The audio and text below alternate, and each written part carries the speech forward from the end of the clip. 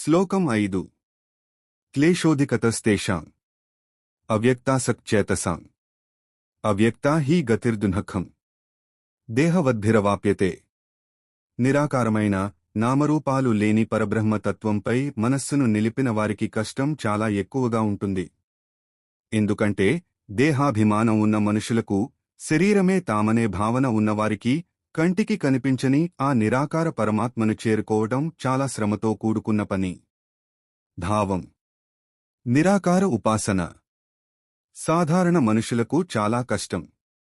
మనం శరీరంతో ఉండడం వల్ల రూపం లేని దాన్ని ధ్యానం చేయడం కష్టమవుతుంది. అందుకే సాకార భక్తి సులభంగా ఉంటుంది. శ్లోకం 6 ఏతు సర్వాణి కర్మాణి మయి సన్యస్య మత్పరాః అనన్యేనైవ యోగేన మాం ధ్యాయంత ఉపాసతే.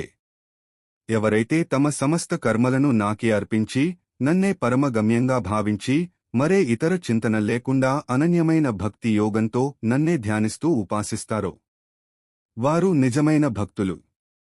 భావం. భక్తి అంటే కేవలం ప్రార్థన మాత్రమే కాదు. మనం చేసే ప్రతి పనిని భగవంతునికే అర్పించడం.